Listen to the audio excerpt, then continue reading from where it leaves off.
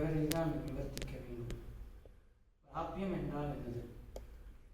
பிராபியம் என்றால் தமிழில் பயன் என்று ஒரு பொருள் உண்டு. பிராபியம் என்பது அடையத்தக்கது எதுவோ அதுவே பிராபியம் என நாம் புரிந்து கொள்ளலாம்.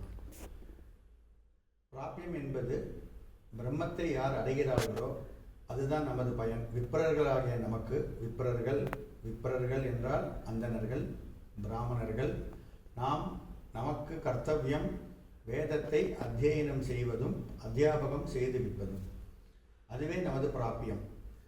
இதே எம்பெருமானார் தன்னுடைய ஸ்ரீபாஷ்யத்தில் முதல் அதிகரணத்திலேயே நமக்காக விவரித்து அனுகிரகித்துள்ளார். அதாதோ தர்ம ஜிக்ஞாசா அதாதோ பிரம்ம ஜிக்ஞாசா அப்படின்னு. இதற்கு மேல் நமக்கு அடையத்தக்கது, பிரம்மத்துக்கு மேல் அடையத்தக்கது நமக்கு எதுவும் கிடையாது. பிரம்மத்தை அடைவதே நமது பிராபியம். இதுவே பிராபியம் எனப்படுவதாகும். பிராப்தா என்றால் என்னது? பிராப்தா என்றால் எவன் பிரம்மத்தை அடைகிறானோ அவனே பிராப்தா எனப்படுகிறான்.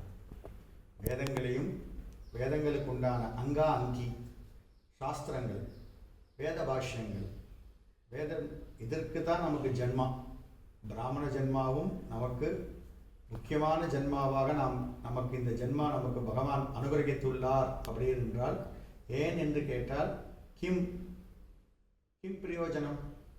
நமது பிராமண ஜென்மாவில் நாம் முக்கியமாக செய்ய வேண்டியது முதலில் கூடிய பிராப்தம்.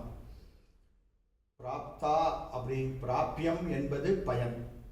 அந்த என்ன பயன்? பிரம்மத்தை அடைவது. அடுத்தது பிராப்தா என்பது நாம் பிரம்மத்தை அடைந்த பிறகு பிரம்மத்திற்கு உண்டான அர்த்தங்களை நாம் நன்றாக மனதில் புரிந்து கொண்டு அதை நாம் அத்தியனமும் அத்தியாபகமும் செய்து வைப்பதே பிராப்தா. அடைபவன் பிராப்தா. பிரம்மத்தை அடைந்து அதை நன்கு உணர்ந்து அதை திருப்பி மறுபடியும் நாம் புனகா எல்லோருக்கும் சொல்லி வைப்பதே பிராப்தா எனப்படுவதாகும்.